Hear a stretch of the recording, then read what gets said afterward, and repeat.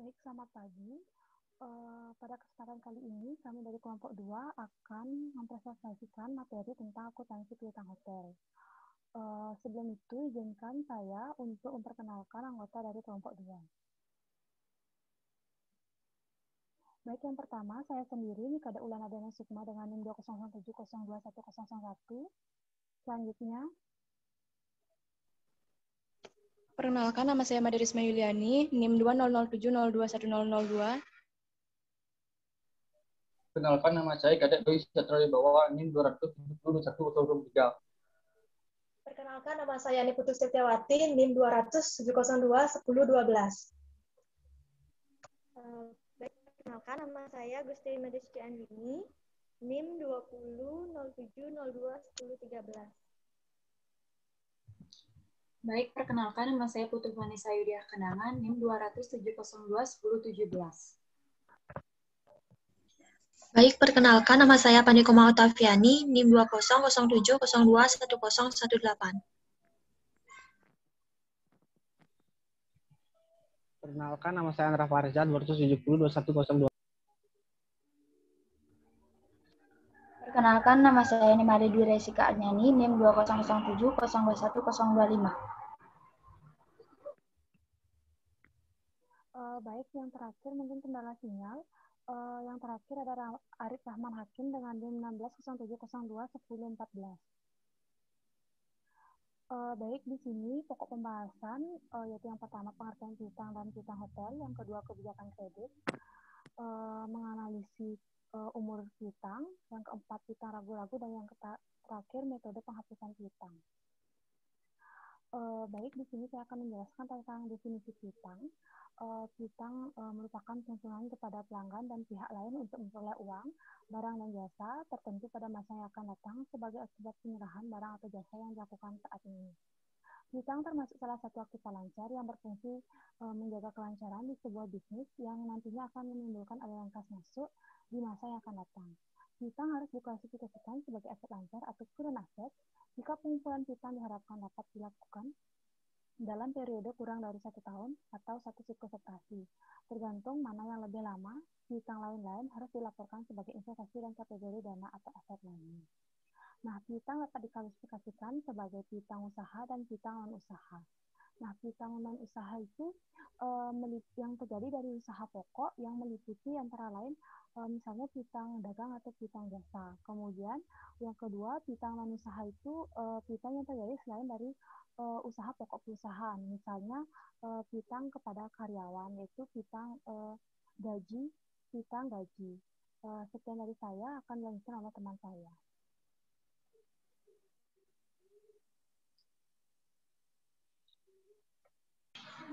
Baik, terima kasih atas kesempatannya. Di sini saya akan melanjutkan presentasi dari rekan saya. Untuk piutang usaha maupun non-usaha dapat disertai dengan suatu janji tertulis ataupun tanpa janji tertulis. Untuk kondisi tertentu, piutang harus disertai dengan suatu janji tertulis. Kondisi yang dimaksud misalnya adanya penundaan pembayaran yang melebihi jangka waktu kredit, pinjaman khusus yang diberikan kepada pihak tertentu. Kemudian piutang juga disertai dengan janji tertulis yang disebut dengan piutang wesel atau notes receivable. Adapun jenis-jenis piutang, untuk yang pertama ada piutang hotel. Piutang hotel merupakan tagihan hotel kepada debitur untuk produk dan jasa yang telah dinikmati oleh debitur yang bersangkutan. Piutang terdiri dari 3, yaitu ada rekening tamu, merupakan pembayaran yang dilakukan secara tunai, kemudian city ledger merupakan pembayaran oleh tamu dilakukan secara kredit, dan yang ketiga yaitu ada piutang lain-lain. Baik, sekian dari saya, selanjutnya akan terima kasih. Nah, kalau saya ulang sedikit ya, salah satu aktivitas dalam industri perhotelan yaitu adalah penjualan. Nah, persaingan bisnis yang semakin ketat menyebabkan manajemen harus merencanakan strategi penjualan agar dapat menaikkan peningkatan penjualan dan mendapatkan keuntungan yang besar. Dalam hal ini, manajemen perhotelan perlu menentukan dan menerapkan berbagai kebijakan yang bisa diterapkan, seperti pembayaran non-tunai dan menerapkan kebijakan fasilitas kredit kepada para tamu. Nah, tentu saja kebijakan ini akan membawa dampak yang positif bagi penjualan pihak hotel. Dengan selain di sisi lain, apabila kebijakan kredit yang diberikan hotel menjadi longgar, maka peluang kredit macet juga semakin besar dan menjadi kerugian bagi hotel tersebut. Kebijakan pemberian kredit oleh manajemen hotel menyebabkan munculnya aktiva lancar berupa piutang. Kebijakan kredit merupakan keputusan manajemen dalam memberikan kredit kepada para tamu atau kepada pihak ketiga dalam upaya peningkatan pendapatan hotel. Sebelum memberikan kredit kepada tamu, manajemen perlu menetapkan kebijakan pemberian fasilitas kredit kepada tamu sebagai suatu bentuk kesepakatan antara manajemen dan tamu. Dalam menetapkan kebijakan kredit, maka manajemen harus memperhatikan beberapa elemen. Nah, elemen ini tuh ada 4 sebagai berikut. Slide selanjutnya. Yang pertama adalah jangka waktu. Sejumlah piutang yang disalurkan hotel kepada debitur harus dikembalikan dalam batas waktu yang telah disepakati bersama. Apabila piutang yang diberikan telah melewati jangka waktu yang dijanjikan, maka hotel harus memperingati tamu agar segera membayar tunggakannya. Dan yang kedua adalah standar kredit. Sebelum memberikan fasilitas kredit kepada tamu, pihak hotel harus mempertimbangkan dengan melihat kemampuan debitur dalam mengembalikan piutangnya. Standar yang dimiliki hotel dalam menyeleksi debitur dapat mempengaruhi kondisi piutang hotel nantinya. Maka seleksi dan analisa yang cermat sangat dibutuhkan dalam pemberian kredit pada tamu ini. Terima kasih. Selanjutnya dilanjutkan oleh Bayu.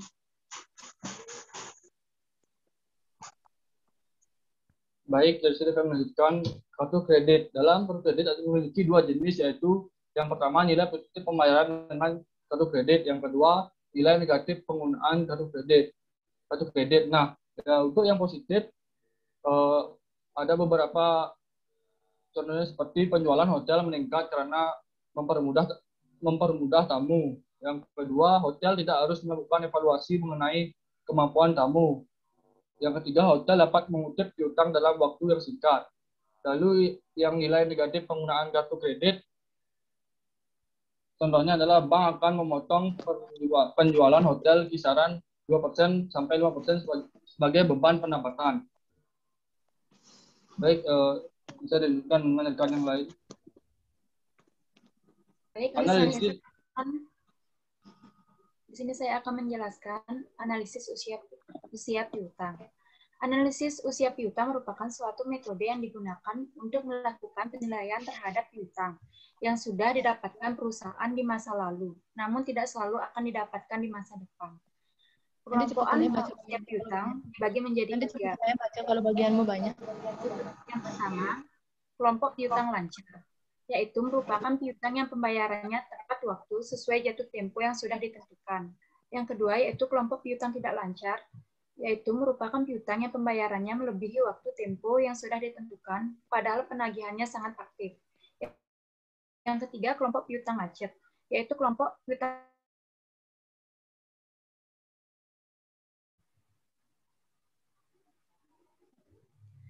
Selain pengelompokan jenis piutang, perusahaan juga harus membuat perkiraan probabilitas tidak tertagihnya piutang dalam setiap kelompok usianya. Hal ini dimungkinkan agar perusahaan bisa melakukan persiapan dan strategi. Yang pertama, ada pengelompokan umur piutang. Yang kedua, ada nilai peluang penagihan. Setelah mendata kelompok usia piutang dan tabelnya, kita bisa memperkirakan peluang penagihannya. Nilai peluang ini lalu dikalikan dengan jumlah piutang dari masing-masing kelompok umur piutang. Berikut adalah contoh tabel yang dimaksud. Baik, di sini akan dilanjutkan oleh rekan saya, yaitu Suci.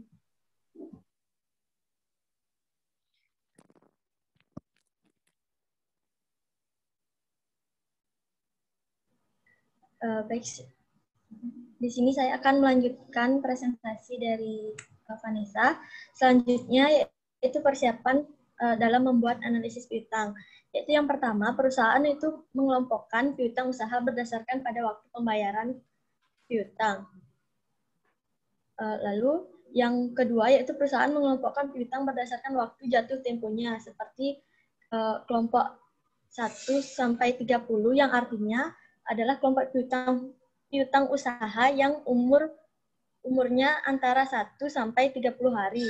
Lalu yang selanjutnya yaitu kelompok 31 sampai 60 ialah kelompok piutang usaha yang umurnya antara 31 sampai 60 hari. Yang kecil yaitu kelompok 61 sampai 90 adalah kelompok piutang usaha yang umurnya 61 sampai 90 hari, dan kelompok 90 ke atas adalah kelompok piutang usaha yang umurnya lebih dari 90 hari. Selanjutnya,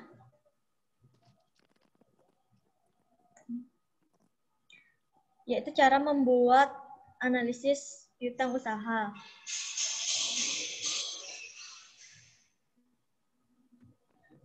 Nah, pada tabel itu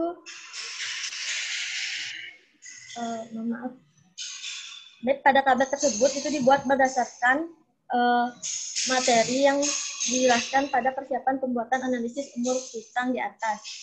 Yang dimana pada tabel itu ada 10 kolom yang terdiri dari nomor urut, tanggal invoice, nomor nota, nama pelanggan, nilai uang dari invoice, umur piutang, yaitu 0 sampai 30 hari, 31 sampai 60 hari, 61 sampai 90 hari, lalu lebih dari 90 hari. Nah, langkah pertama yang dilakukan yaitu membuat daftar semua penjualan, yang dimana yang dimasukkan itu adalah data-data pelanggan, nomor nota penjualan, tanggal, dan nilai rupiahnya, seperti yang terlihat pada contoh tabel berikut. Lalu langkah kedua yaitu membuat kolom umur piutang usaha. Lalu yang ketiga yaitu buatlah kolom untuk kelompok umur piutang 0 sampai 30 hari. Lalu dilanjutkan dengan membuat kolom untuk kelompok umur piutang 30 sampai 60 hari. Lalu membuat kolom untuk kelompok umur piutang 61 hari sampai 90 hari. Dan membuat kolom umur piutang lebih dari 90 hari. Nah, yang dimana dari contoh tabel di atas terlihat bahwa ada beberapa piutang yang sudah melebihi jangka waktu kredit. Nah, piutang yang menunggak dipisah-pisahkan dalam kelompok berdasarkan lama waktunya menunggak. Setelah piutang masing-masing pelanggan itu dapat dikelompokkan berdasarkan umurnya seperti pada tabel, langkah berikutnya itu menetapkan besarnya persentase kerugian piutang untuk masing-masing kelompok umurnya. Nah, persentase kerugian ini dapat dipengaruhi oleh interval lamanya umur piutang dan jumlah piutang yang terjadi pada periode akuntansi sebelumnya. Nah, dengan membuat dan memonitor secara rutin, analisis piutang akan dapat bermanfaat bagi perusahaan. Nah, mungkin itu saja yang dapat saya sampaikan terkait analisis piutang. Bisa dilanjutkan ke rekan saya.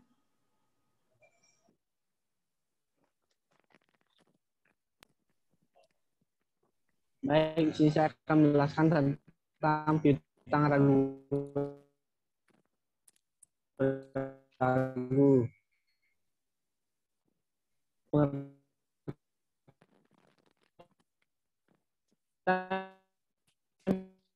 Piutang ragu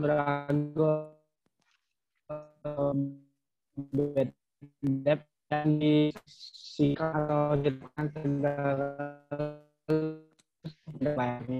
itu piutang timbul menurut suatu perjanjian khusus satu makul tentang gitu terjamin. Selanjutnya,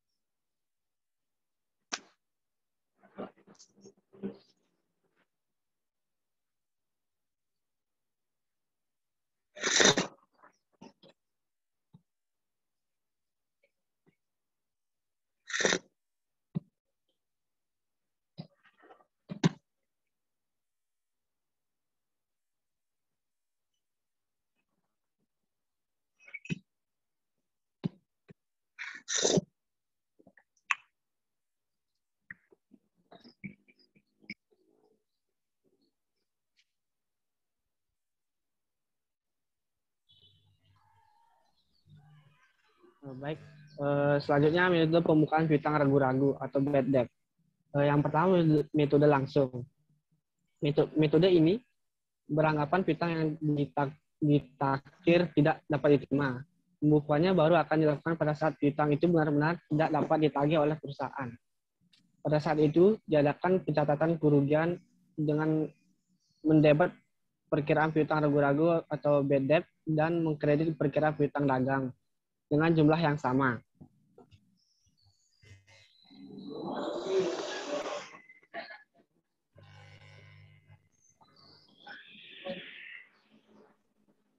Yang kedua, metode cadangan. Metode ini mempertimbangkan kemungkinan atas piutang yang tidak tertagih di masa mendatang. Sewaktu perusahaan mengadakan penaksiran atas piutang yang tidak tertagih, maka jumlah yang diperkirakan tidak tertagih itu dianggap akan dicatat sebagai kerugian. Hal ini dilakukan dengan jalan mendebetnya ke perkiraan piutang ragu-ragu atau bad debt dan mengkreditnya perkiraan cadangan piutang ragu-ragu atau allowance for bad debt. Selanjutnya akan dijelaskan oleh rekan saya. Berikut merupakan tabel contoh analisis usia piutang. Adapun 5 kolom pada tabel. Yang pertama, kelompok usia piutang dari 0 hari sampai dengan lebih dari 90 hari. Kemudian, kolom kedua terdapat jumlah piutang, kolom ketiga persentase dari total, kolom keempat persentase peluang tidak tertagih, dan kolom kelima jumlah piutang tak tertagih. Biasanya kolom usia piutang sudah ditetapkan oleh perusahaan. Jumlah piutang diperoleh dari transaksi penjualan dan persentase peluang tidak tertagih juga sudah diatur oleh perusahaan. Kemudian yang kita cari adalah persentase dari total dan juga jumlah piutang tak tertagih. Yang pertama kita cari jumlah tidak tertagih dari setiap usia piutang dengan cara mengalihkan jumlah piutang dengan persentase piutang tidak tertagih.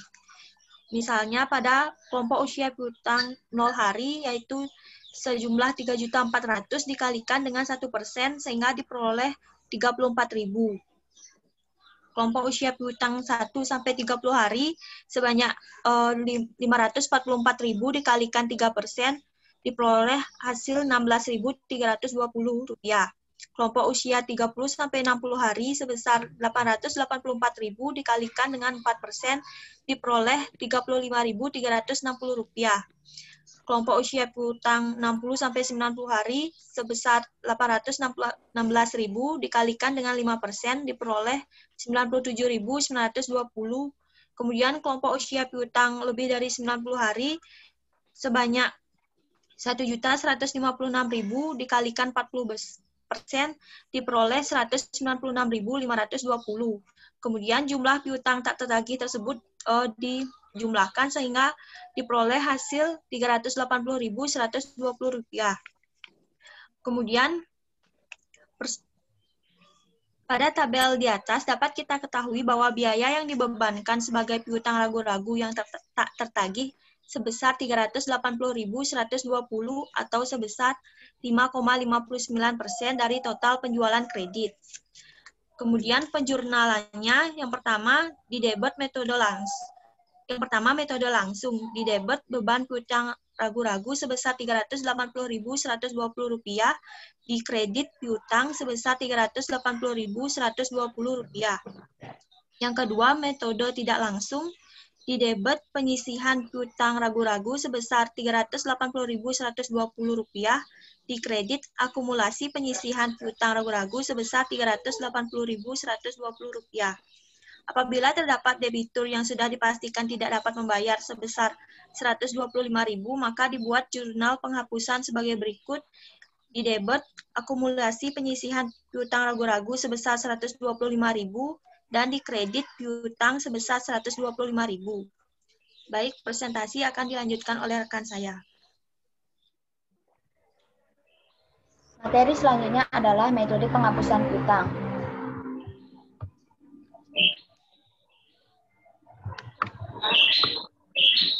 Penghapusan piutang atau bad debt adalah kerugian yang harus ditanggung perusahaan karena adanya piutang yang tidak dapat ditagih. Metode penghapusan piutang ada dua, yaitu metode langsung dan metode cadangan.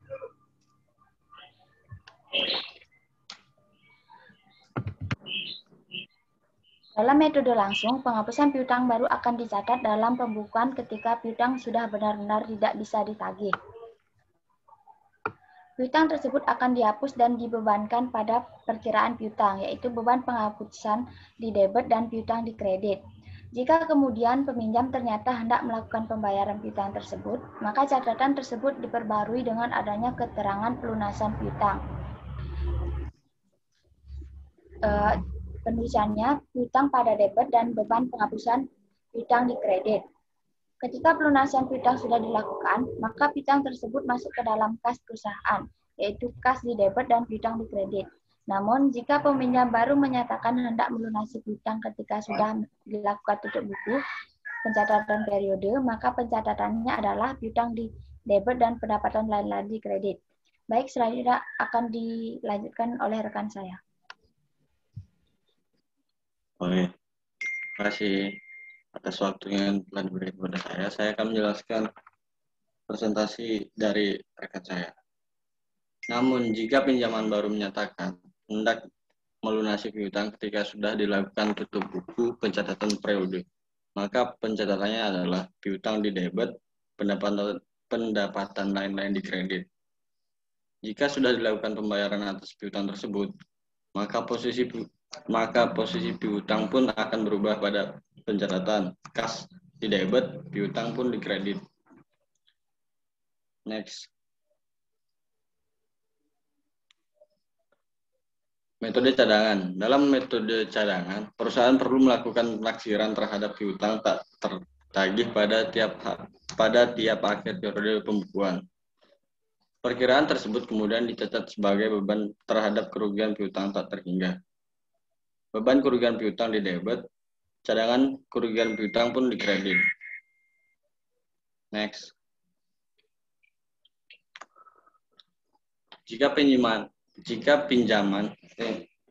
peminjam menyatakan telah benar-benar tidak bisa membayar hutangnya, maka perusahaan perlu melakukan penghapusan terhadap piutang dari pinjaman. Cadangan kerugian di debit, piutang pun di kredit. Ketika kemudian pinjaman menyampaikan pada perusahaan bahwa ia mendapat mengembalikan hutangnya, maka piutang dapat dimunculkan kembali. Piutang di debit, cadangan kerugian pun di kredit. Saat pelunasan piutang dilakukan, maka piutang dihapuskan dan kas masuk perusahaan. Kas di debit, piutang pun di kredit. Next. Terima kasih presentasi dari saya. Jika ada salah kata, mohon dimaafkan. Sekian dan terima kasih. Baik, demikian isi presentasi kelompok kami ini. Semoga apa yang kami sampaikan dapat bermanfaat bagi kita semua. Jika ada kekurangan atau kesalahan mohon dimaafkan. Kami tutup dengan para Mas Santi. Om Santi. Om Santi. Om Santi.